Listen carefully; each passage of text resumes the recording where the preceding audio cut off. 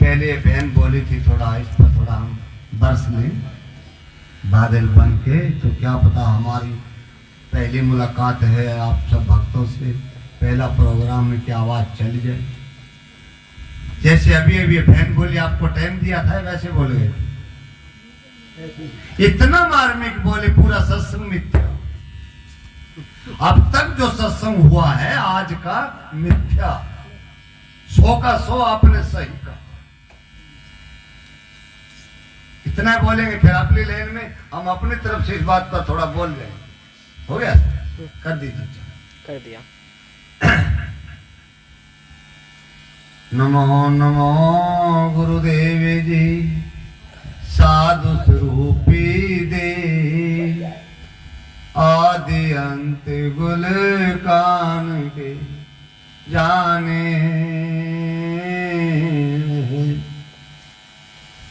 कहीं साहेब छूट जाए, कहीं साहेब उग जाए, ये गलतियों का ठिकाना नहीं।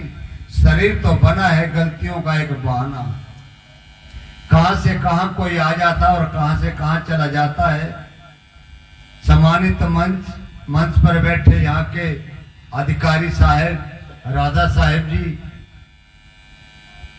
बुजुर्ग लोग, इधर उधर के आसपास के आए भगतगण, सभी से मैं हाथ जोड़ के वंदना करता हूं कि हमें भी आपका सत्संग सुनने को मिला, आप लोगों का प्रेम मिला।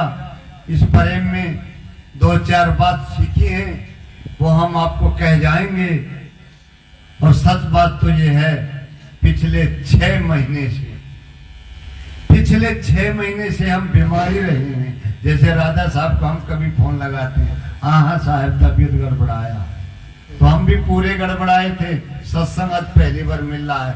मैं भी सोच रहा हूं किधर से चालू करूं, किधर से सत्संग को पकड़ूं कि 5-6 महीने जिस संत को मंच पर बैठे मंच देखे हो जाते हैं वो मामला भी अद्भुत हो जाता है, भूल जाते। आज पहला मंच मिला हमें तो हम थोड़ा कहें। अभी ये बहन जो बोली थी कि अपनी बेटी को कहते हैं जब रिश्तेदार आते हैं अपनी बेटी को देखने के लिए, तब उसको कहते हैं सुनना कि हमारी बेटी पढ़ी लिखी है, जामे काम ना होई। क्या कहते नहीं कहते? और अपने बेटे के लिए जब दूसरे की बेटी को बहू बना के लाते हैं, जब सास भी कहती है हमरे तो 2 गैया हैं, 2 भैंसिया भी हैं, एक पाड़ा भी है, ये सब करना पड़ेगा। क्यों? अपनी बेटी बढ़िया है, दूसरे घर की बेटी आएगी वो बढ़िया नहीं है, उसके माँ बाप नहीं है, उसकी माँ के सपने नहीं कि मेरी बेटी भी राज करेगी, आजादी करेगी, ससुराल जाकर के अच्छे सास ससुर मिलेंगे, अच्छा पति मिलेगा, तो ये भी मतलब खुशी से खुशहाल जिंदगी जिएगी, तो हमें आनंद आएगा। बेटी का सुख माँ बाप को सुख होता है, बेटी का दुख माँ बाप का दुख। हम इस बहन की बात का कदर करते हैं। ऐसे भाव न रखिए, अपनी बेटी को पाप समझिए, दूसरे की बेटी को धन समझिए, आपका निवारा हो जाएगा, कल्याण हो जाएगा। हम जैसे ऐसी दर्द भरी बातें जब आती हैं, चेहरे हमारे भी भर जाते हैं, आगे बढ़ जाते हैं। आज ये कहानी है, हमारे बुजुर्ग लोग जो हैं इन बेटियों से परेशान है। अभी बहन ने कहा, मैं कह रहा हूं ऐसी बेटी, ऐसे माँ बाप होते तो पूरे जहान में एक भी अनाथ आश्रम ना होते। ये अनाथ आश्रम ऐसी माओ और ऐसी बेटियों से पैदा हुए हैं जो मेरी बेटी काम नहीं कर सकती, पढ़ी लिखी है, तो बुजुर्ग लोग कहां जाएंगे? अनाथ आश्रम में तो जाएंगे। धन्य सद्वाद है, ऐसे साधुओं ने सहयोग किया है, ऐसे साधुओं ने ऐसे आश्रम बनाए हैं, जगह जगह पर जाकर मैं देखा है जहाँ 50-50, 60-60, 100-100 बूढ़े बुजुर्ग उसमें भोजन पान करके अपना जीवन व्यापन करते हैं, करोड़ों की संपत्ति त्याग जाती है। ऐसा नहीं करिए। कोई मेरी बहन ऐसी हो हम चोट खाए तभी हमारी आंखें भर जाती। क्यों दुख का खिस्सा आता है, किसी का भी हो, इधर से हो, हम जांच लेते हैं, फिर दिल भर जाता है। हमको पत्थर के साधु नहीं, पत्थर के नहीं है, हम भी आप जैसी माताओं के पैदा हुए हैं। दुनिया घूम घूम के देखे हैं, दुनिया का दुख अपने अंदर तारे हैं, तब हम इतनी बात बोलते बोलते अपने गले भी सूख जाते हैं, बोल नहीं पाते हैं। किसी का दुख अपना होता है तभी किसी का निवारण होता है, और किसी का दुख अपना सुख मान के गुजर जाता है, वो इंसान किसी का नहीं होता है। किसी का बनना चाहिए, काय के लिए दुनिया में आए हो। 50 बीघा जमीन बताने के लिए, या किसी को कुछ दे दिया उसका दान बताने के लिए, या किसी को कुछ भोजन करा दिया भोजन बताने के लिए, ये तुम्हारा कर्तव्य है, तुम्हारा धर्म नहीं है, तुम्हारा कर्म है। धर्म तो ये ऐसे आश्रम जरूरी नहीं है राजा साहब को देना है। कभी आपके गांव की बेटी होगी, मैं कह दूं को इसको दे दो, नहीं।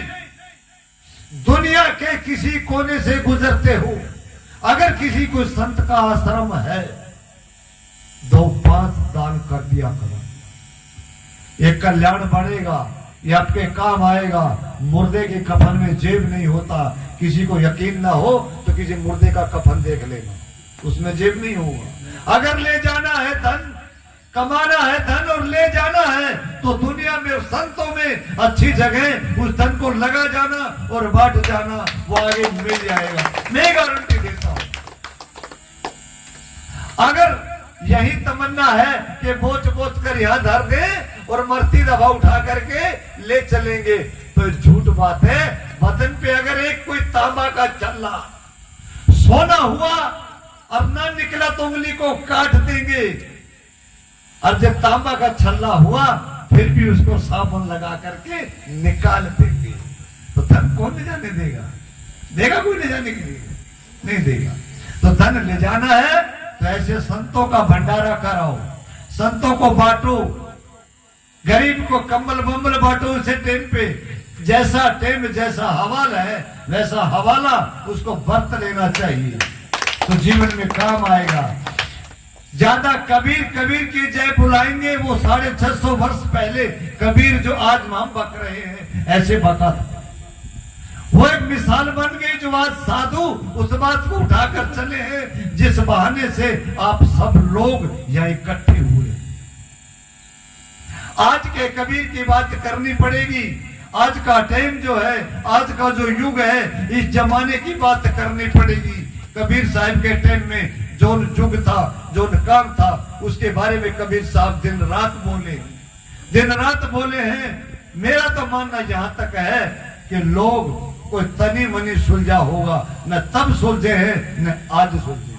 जब तक हमारे अंदर 650 वर्ष से एक संत इतनी बड़ी लीला चला के चले गए, इतनी बड़ी धरोहर इस देश को नहीं पूरे विश्व को देकर चले गए, जो आज तक हम उस धरोहर को न उठा सके हैं, न उठाकर देख सके हैं, न उसको चाह सके हैं। तो एक दूसरे का कल्याण हम कहाँ करेंगे जो अपना ही हम करने को तैयार नहीं।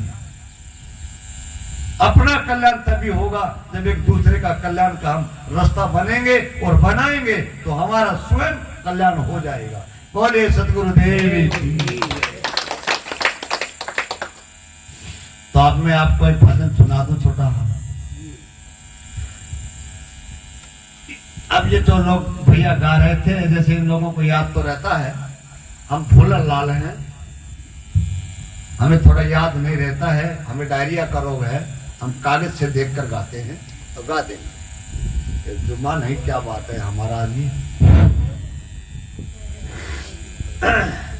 साहब जरा आपका सामान जो है साज-बाज इसको खुड़का दीजिए। रंग ताज मिलाने की जरूरत नहीं, कौन फिल्म के गाने की तरह से कोई जरूरत नहीं है, लेकिन आवाज कर दीजिए, हम तो उसी में मिला नहीं। अगर किसी को मन कर जाए, समझ में आ जाए, तो लाइन को गुनगुना दीजिए, हम उसको थोड़ा लंबा कर देंगे। अगर आप नहीं गुनगुनाएंगे तो हम जरा छोटा कर देंगे, ये आपके ऊपर बात है। यहाँ तक बोले हैं, आपको कैसा लगा है? हृदय वास्तव में मेरा कोमल है। मैं अपने के लिए नहीं रोता हूँ, पूरी दुनिया मेरी है, मैं पूरी दुनिया में जाता हूँ। गाड़ी में भी हमें अगर ऐसा कोई मिल जाता है तो अपने बैग को देखते हैं, हम इसको कुछ दे पाएंगे नहीं, और धनी मानी भी नहीं है, पर अपने दिल से कम भी नहीं।